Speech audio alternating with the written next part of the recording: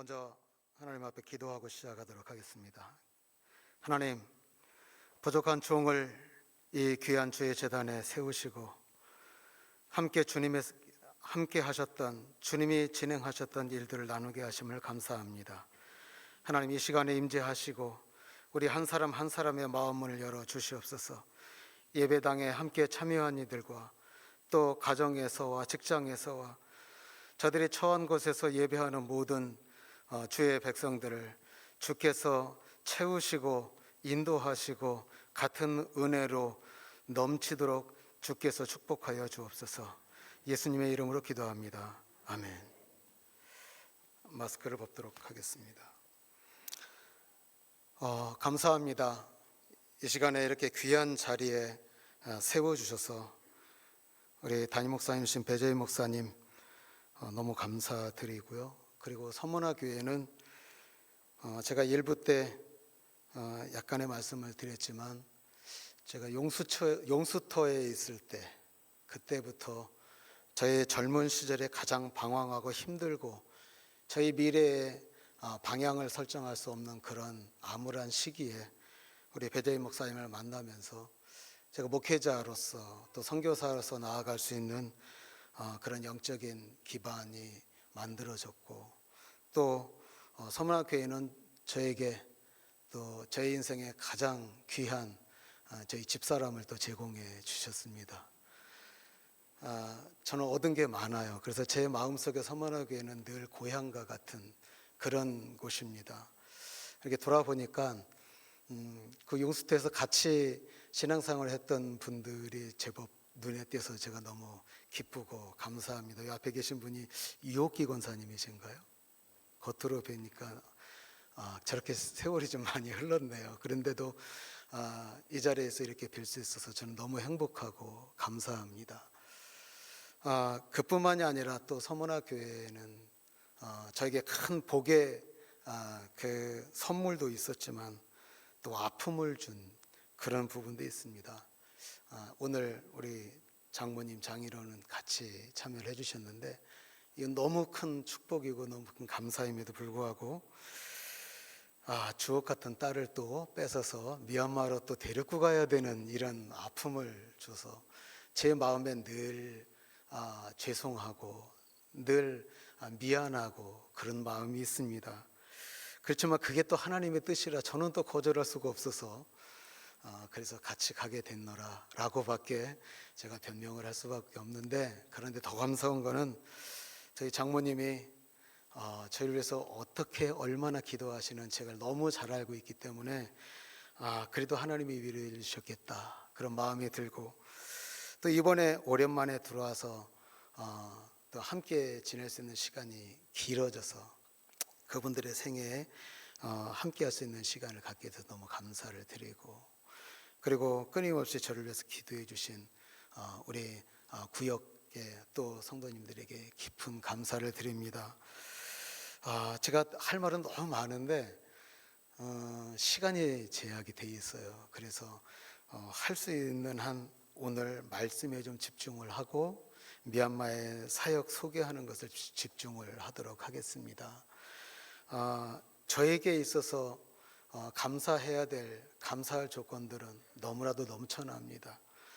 그 중에 한 가지는 하나님께서 저를 택하여 주셨다라는 것이고 저를 목회자로 세우셨다라는 것이고 특별히 선교사로 세워서 아무도 관심이 없었던 미얀마 땅으로 보내셨다라는 것입니다.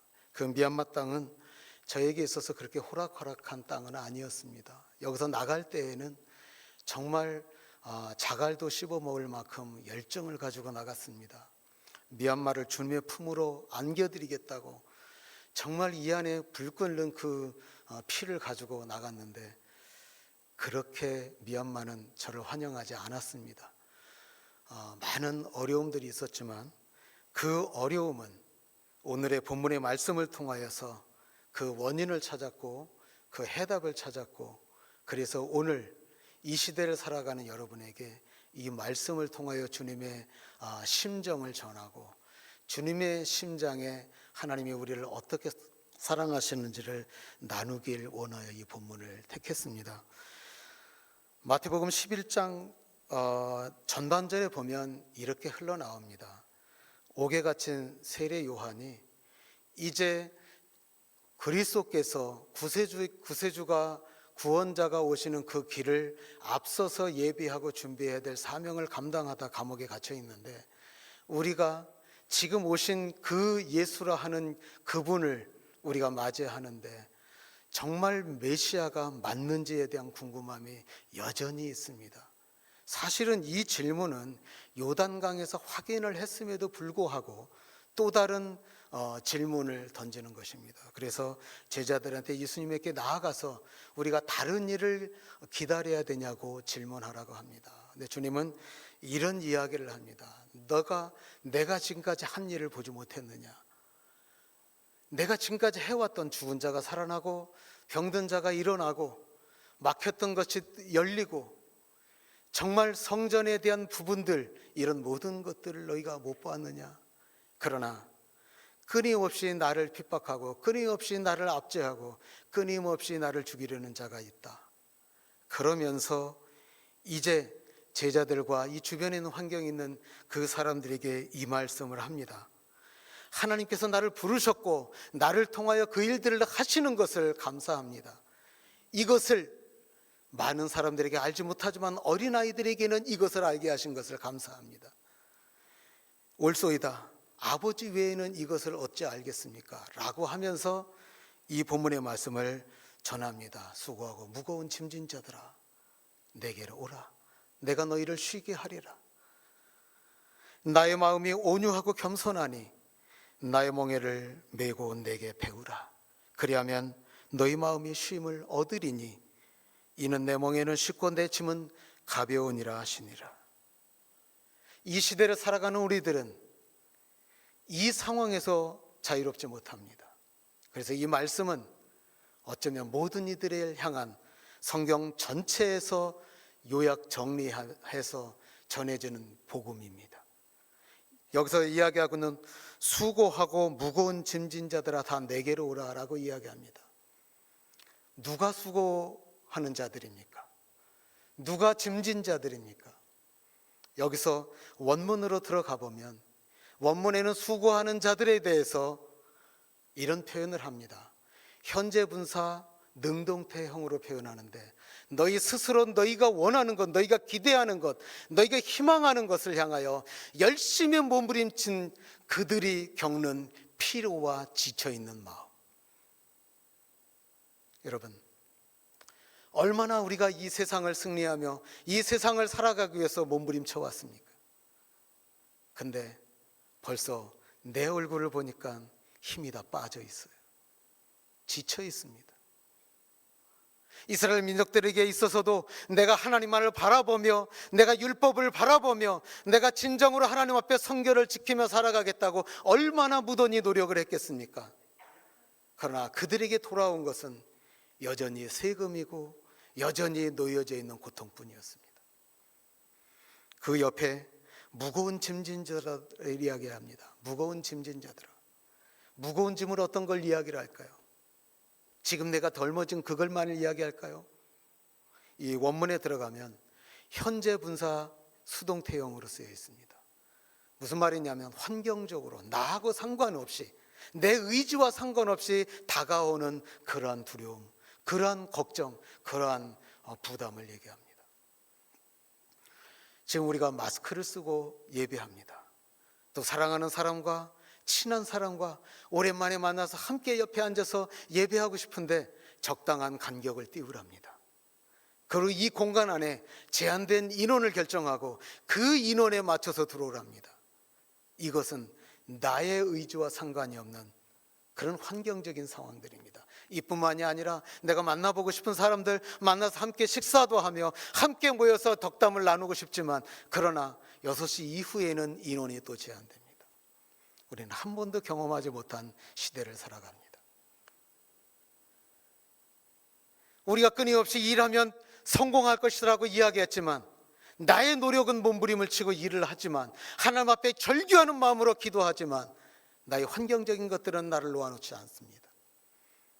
그래서 늘 우리의 마음은 무겁습니다. 지금 이곳에 앉아 있는 분들 다양한 이유로 인하여 하나님 앞에 간구할 것들이 있습니다. 재정적인 이유, 건강의 이유, 인간관계에 대한 이유, 여러 가지 사업의 이유, 많은 것들이, 미래에 대한 부담감의 이유, 이 모든 것들이 우리를 짓누르고 있습니다. 이 상황 속에서 주님은 이야기합니다. 내게로 오라. 주님은 우리를 부르십니다. 그래서 이 본문의 말씀은 내게로 오면 내가 너희를 쉬게 하리라 라고 이야기합니다. 이제 우리가 할 수 있는 것은 주님에게 나아가는 일입니다. 어떻게 해요? 중요한 전제 조건이 따릅니다. 내가 수고하고 무거운 짐진 자라는 것을 인정할 때 그렇습니다. 너무 죄송한데 이곳에 나는 아무 상관도 없이 그냥 와서 앉아 있는 게 있겠습니까? 이런 분은 아무도 없으리라고 생각을 합니다. 이곳에 있는 모든 분들은 수고하고 무거운 짐을 내 스스로가 인정을 하고 이 부분은 하나님만이 감당할 수 있다고 생각하며 그분을 만나기 위해서 이곳에 오셨으리라고 저는 확신합니다. 그분들은 하실 일을 하신 겁니다. 이제 주님이 뭐라고 얘기하냐면 내가 너희를 쉬게 하리라. 이 세상에는 수많은 짐을, 수많은 수고에 눌려있는 사람들이 많이 있습니다. 이분들이 복음의 대상입니다.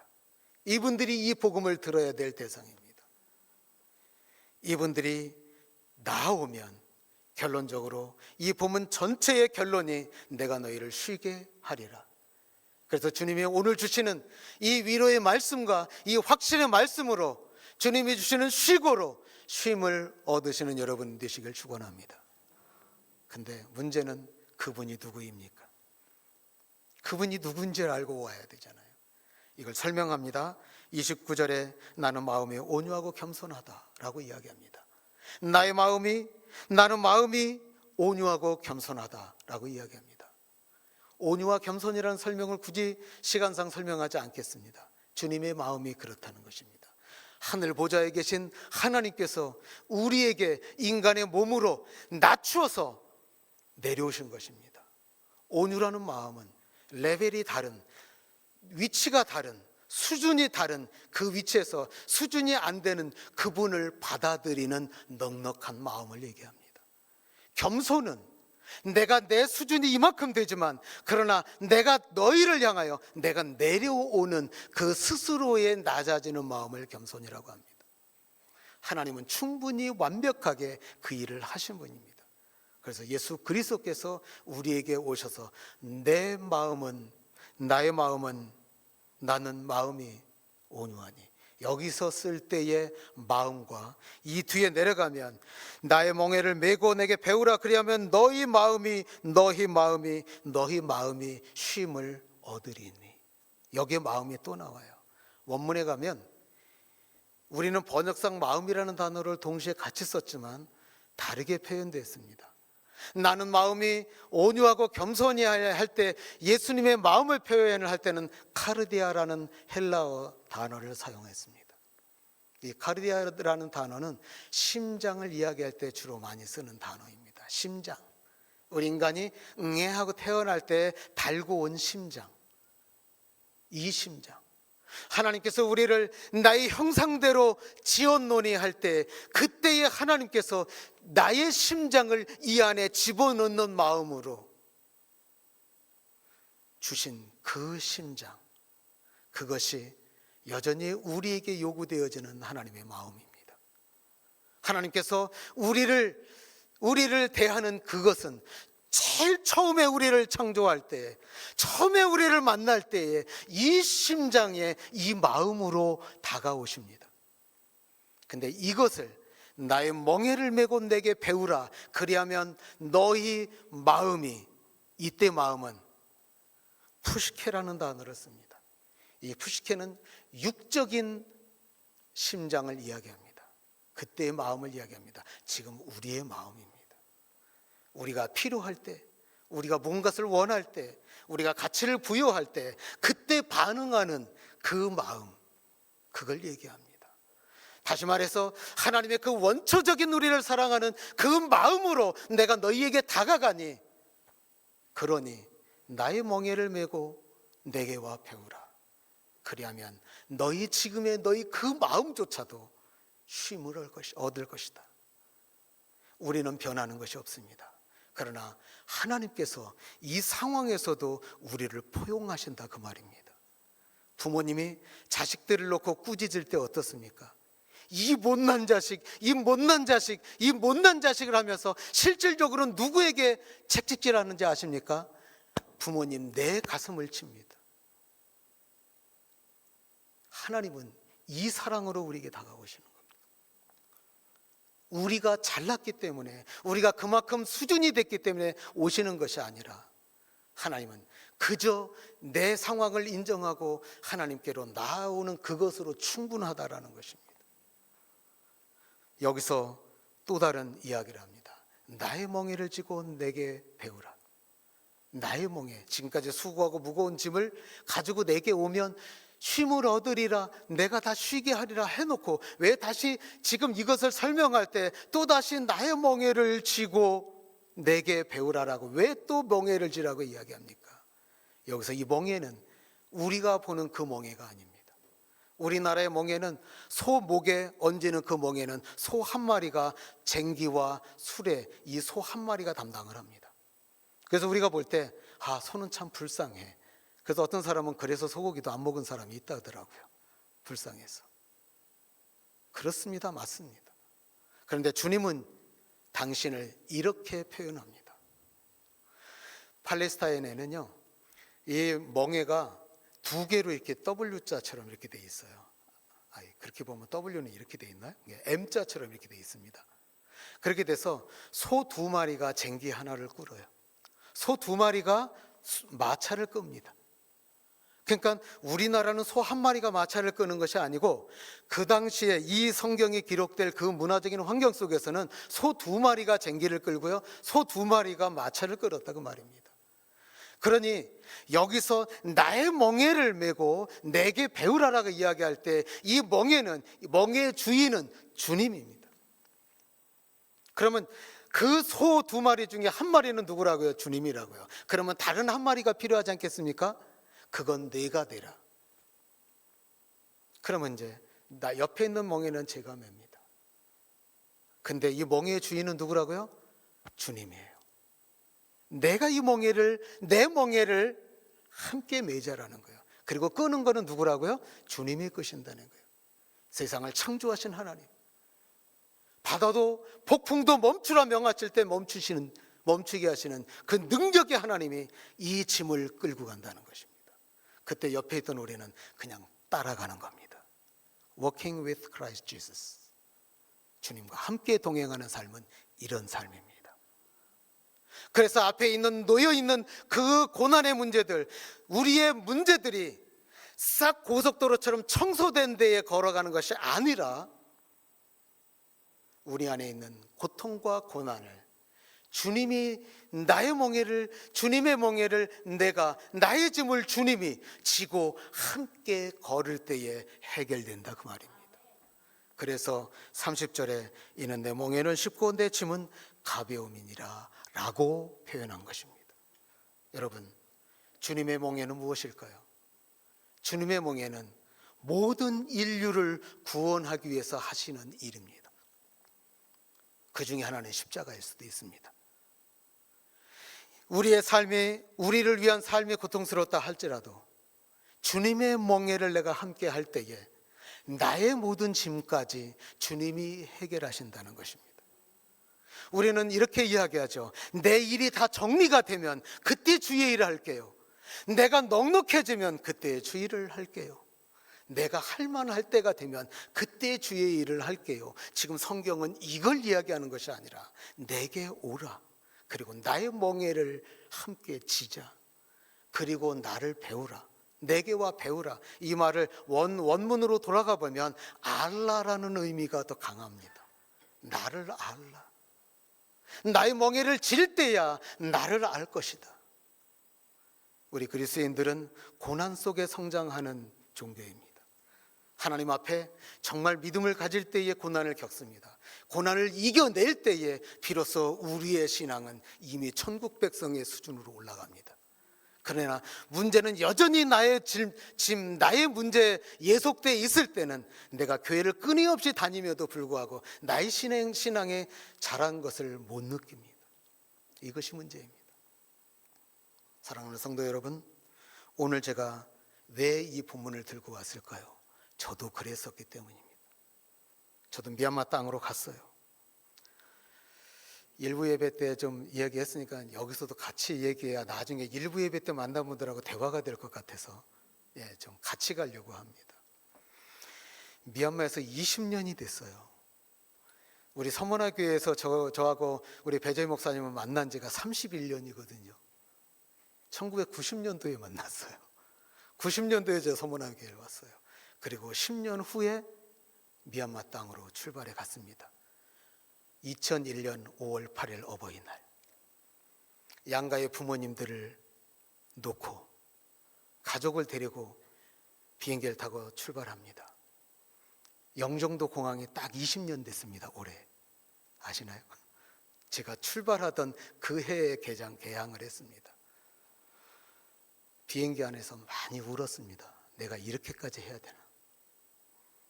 내가 이렇게까지 살아야 되나? 적당히 머리 굴리면 그냥 한국에서도 살 수 있었을 텐데. 그러나 하나님은 미얀마 땅으로 가기를 원하셨습니다. 사실은 제 마음은 필리핀이었습니다. 그러나 하나님은 그것까지 바꿔서서 미얀마 땅으로 보내셨습니다. 우리 집사람에게 들키지 않으려고 속으로 참아가면서 많이 울었습니다. 인생은 한 번인데 내가 이 나이에 떠나면 언제 또 다시 한국에서 부모님들과 함께 살 수 있을까? 그 마음을 가지고 미얀마의 땅에 도착했는데, 갈 때는 미얀마를 주님의 품으로 하고 갔는데 막상 가보니 아무도 저를 환영하지 않았습니다. 그래도 미얀마를 정말 삼킬 정도로 열정이 있었기 때문에, 아직은 젊었기 때문에 도착하자마자 미얀마를 알기 위해서 뛰기 시작합니다. 시장을 뒤지고요, 학교에 가서 언어를 배우고요, 마을마다 돌아다니면서 시장을 누비면서 미얀마의 사람들은 무엇을 먹고 살고 어떤 삶을 사는지, 어떤 생각을 하는지 그걸 알기 위해서 무던히 헤매고 돌아다녔습니다. 저를 부르는 곳이면 마다하지 않고 달려갔습니다. 어느 날 수없이 많은 것들 중에 어느 날 양곤에서 2시간 정도 떨어진 어느 한 지역에서 저를 만나고 싶어하고 그곳에 선교센터가 지어지길 원한답니다. 그곳에 가서 예배를 인도해 주시면 좋겠답니다. 그래서 그냥 달려갑니다. 양곤에서 바고시에서 또다시 1시간 동안 또 시외로 더 나아가야 그 현장에 도착합니다. 그래도 양곤에서 바고시까지 갈 때는 1시간 동안 가는 데는 그런 대로 차가 그냥 그런 대로 괜찮았어요. 근데 바고시에서 다시 또 그 현장에까지 가는 데는요, 차가 없어요. 배차 간격이 보통 1시간 반 간격인데 이놈의 차들도 조그마서요, 우리 필리핀에 가면 찌푸니라는 것이 있는데 그건 그래도 길기라도 해요. 근데 이거는 하일럭스라고, 일본의 토요타 하일럭스라는 그걸 개조해서 만든 건데 위에 철로 이렇게 지붕을 만들고요, 철 볼대로다가 기둥을 박아서 안에 의자를 양쪽에다 놓으면 꽁무니로 들어가서 옆에 이렇게 앉아요. 그러면 한쪽에는 6명, 한 7명 정도, 뚱뚱하신 분이 계시면 6명, 좀 저같이 마른 사람 있으면 7명 이렇게 앉아요. 그러니까 양쪽에 7명씩 앉으면 14명, 가운데다가 조그마한 나무 의자를 놓고 앉으면 5명. 머릿속에 계산하세요, 빨리. 이따가 질문할 거니까. 그리고 뒤에 발판을 길게 만들어서 발판에 기대고 어떤 때는 5명에서 7명, 8명까지 거기 매달려 갑니다. 그것도 안 돼서 위에 지붕 위에는 짐들을 올려놓는 데를 만들어서요, 거기에도 사람이 한 3명에서 5명은 타요. 그리고 그것도 안 돼요. 빨리 가야 되니까 옆에 사람들이 의자에 앉아있는 요 바로 허리춤 정도의 이 공간이 이만큼 바람 들어가고 셌는데 거기에다 발을 디디고 위에 요 머리 있는데 여기에다가 손을 붙잡고 그렇게 하고 타면 이쪽에 한 5-6명, 이쪽에 5-6명이 탑니다. 몇 명이에요? 지나가시죠. 그렇게 거기까지는 좋았어요. 근데 제가 딱 가니까 바로 출발하려고 그러는데 자리가 없어요. 그래서 탄 데가 그 옆에 날개 쭉지 이렇게 꼭 상여 꼭 이렇게 생긴 고정대로 탑니다. 몇 명이 탄지 몰라요. 보통 제가 대충 계산해서 30명은 넘습니다. 그렇게 타고 갑니다. 막 질주해서 달리다 보면 60km, 뭐 빠르게는 70km 가요. 그러면 거의 바람이요 감당에 숨을 못 쉬어요. 근데 이게 길이 너무 좋아서요 웅덩이가 많아요. 그러면 훅 하면 바퀴가 한쪽에 훅 들어갔다 나오잖아요. 그럼 이쪽 바퀴가 확 들렸다 떨어져요. 그러면 이쪽에 탄 사람은요 뒤로 싹 젖혔다가 올라오면 머리가 쫙 섰다가 전율이 소름이 쫙 끼치고요 땀이 쫙 흘립니다. 그렇게 1시간 동안 몇 번을 경험해 보세요. 그때 제가 기도했습니다. 하나님, 제가 오늘 집에 들어가서 잠만 잘 수 있다면 제가 이 땅에 뼈를 묻겠습니다. 이건 제 의지하고 상관이 없는 고백이에요. 지금까지 살아있기 때문에 그날 들어갔을까요? 안 들어갔을까요? 그래서 저는 돌아온다는 말을 안 합니다. 하나님 앞에 이 약속을 했기 때문에. 거기서 그런 데서 또 2, 3일 지내기도 해요. 그럼 거기서 아침에 일찍 현지인 집에서 자요. 사실은 미얀마 그 당시만 해도 외국인은 지정된 외국인을 수용할 수 있는 호텔에서만 자게끔 돼 있어요. 근데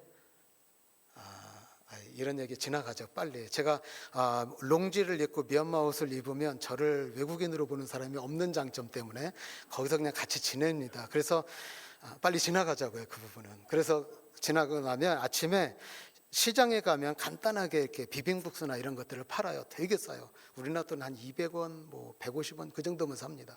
요만한 그릇에요. 뭐 배부르지도 않아요. 그냥 요기할 수준 되는데 국수 넣고 가진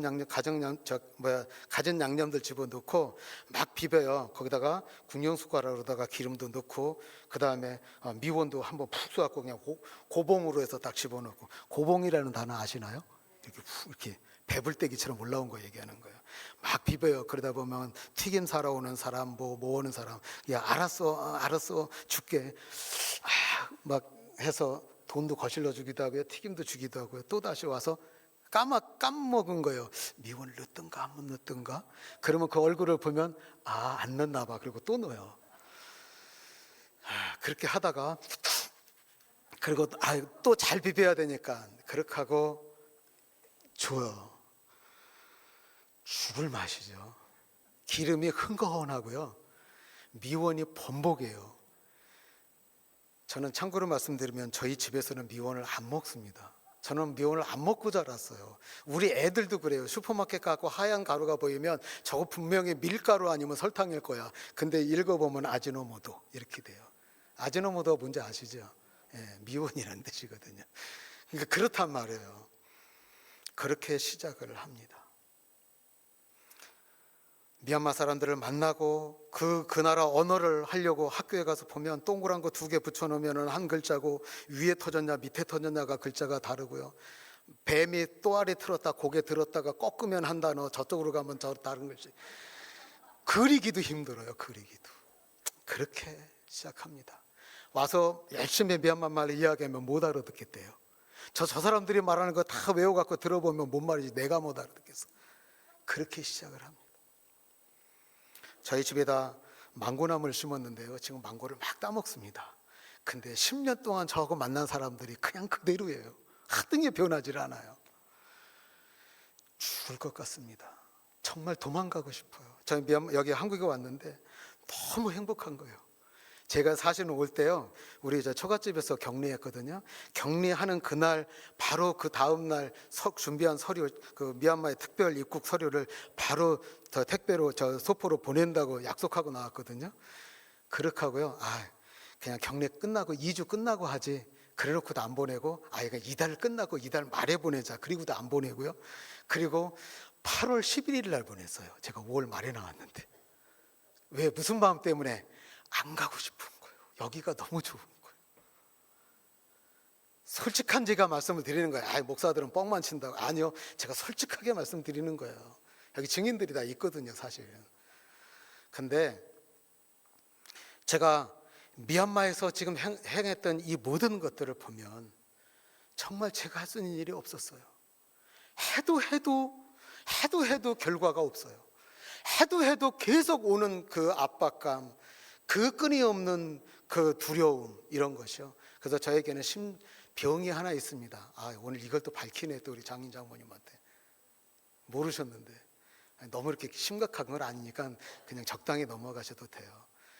저는 미얀마의 땅에 떨어지면요, 전화벨만 울리면 심장이 2배로 뜁니다. 쿵쾅쿵쾅쿵쾅쿵쾅쿵쾅 뜁니다. 그리고 한국의 영종도 공항에 떨어지면 말짱합니다. 지금은 여기서는 어떤 전화가 와도 아무 문제가 되질 않아요. 근데 미얀마 땅에만 떨어지면 심장이 2배를 뜁니다. 그럼 왜 그러냐면 미얀마에서 삶을 사는 20년 동안에 10번의 전화가 오면 적어도 8, 9번은 부담되고 문제를 해결해야 되는 거에 관련된 소식이에요. 좋은 소식은 그냥 불과 10번 중에 1번, 2번 올까 말까 해요. 나머지는 다 제가 해결해야 될 문제들이에요. 지금도 계속 연락이 와요. 할 수 있으면 지금 잠깐만이라도 통화했으면 좋겠습니다. 이 말이 무슨 말인지 아세요? 지금 문제가 터졌어요, 이 말이에요. 지금도 이 인터넷 전화가 와요. 이런 것을 안고 살아갑니다. 근데 지금 제가 그러면 20년 동안 어떻게 살았습니까? 이 말씀 때문에 그랬습니다. 미얀마에서의 사역이 제가 똑똑하고 제가 경험이 있으면 되는 줄 알았더니 그게 아니었던 거예요. 그게 아니었던 거예요. 제가 몸부림치고 정말로 하나님 앞에 절규하는 심정으로 간구하면 다 될 거라고 생각했는데 안 되더라고요. 안 되더라고요. 될 듯하면은 어긋나고 될 듯하면은 완전히 무효가 돼요. 그래서 하나님 앞에 많이 울부짖었습니다. 하나님 뭡니까 도대체? 왜 나를 이곳에 보내셨습니까? 저보다 좀 더 나은 사람을 보내죠. 왜 저를 여기서 보내셔서 하나님도 고생하십니까? 왜 그러셨습니까? 이 말씀에 답이 있습니다. 내게로 오면 내가 한다는 거예요. 주님의 멍에를, 내 멍에를 치면 내가 한다는 것입니다. 저는 제 스스로가 그것을 한다고 생각을 했어요. 근데 지금은 그렇지 않습니다. 하나님이 주시면 그냥 저는 가서 그냥 노동자처럼 일하는 거예요. 그에 대한 결과는 누구의 것이라고요? 하나님의 것이라고. 하나님이 주시면 그냥 하는 거예요. 이게 맞는지 틀린지, 이게 성과가 좋을지 안 좋을지 별로 그건 중요하지 않아요. 중요한 것은 하나님이 하라고 보여주시면 하는 것뿐이에요. 지금부터 보여드리려고 하는 것이 20년 동안에 무엇을 해왔는지, 어떤 일들을 해왔는지, 지금 제 입에서 왜 요즘에 쿠데타 얘기는 안 하시나 이런 얘기들을 하셔요. 좋습니다. 잠깐만 소개해 드리죠. 2월 1일 날 벼랑간에 이제 군부가 점령했다는 소식이 들렸습니다. 사람들이 동요를 안 해요. 어떻게든지 몰라요. 근데 3일이 지나면서 2월 4일 날이 되니까 여기저기서 데모가 시작됩니다. 2월 7일, 2월 8일, 2월 10일 여기저기서 사람들이 5,000명, 10,000명 막 모이기 시작을 합니다. 이제 총소리가 들리기 시작합니다. 유혈 사태가 시작이 된 거예요. 그게 저희가 사는 지역은 도시에서 약간 외곽이에요. 예를 들어서 대전역을 중심으로 본다면 저희 집은 요 정도 되는 거예요. 요 정도. 관저동 정도. 저희 집은 대전역을 중심으로 해서 저희 집이 요 정도 되는 거예요. 이 정도 되는데 각 그 타운십마다 이제 데모가 일어나고 하는데 저희 집 앞에가 한 40만 명 가까이 되는 그 타운십이 완전히 그냥 집약돼 있어요. 거기에 중앙 대로가 있고요.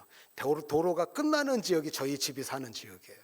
근데 이 앞에서 군인들이 저쪽 민가 쪽을 향하여 총을 쏘기 시작합니다. 계속 쏘는 거예요. 밤에 총소리를 들어야 잠을 자니까요. 계속 쏩니다. 한쪽에 교회 쪽으로, 교회에서 저는 차 타고 5분 정도밖에 안 걸려요. 자전거 타고 한 7분에서 10분 걸리거든요. 그런데 교회 쪽에서는 똑같이 데모하고 하는 데서 사람이 막 죽어나자 빠집니다. 이거 뭐 코로나도 도망갔어요. 코로나 얘기는 콧자도 안 들려요. 그런 상황이 벌어집니다. 그런 상황 속에서 제가 할 수 있는 일이 무엇이 있겠습니까? 제 계획에 무슨 쓸모가 있겠습니까? 그런 상황에서 진행된 거예요.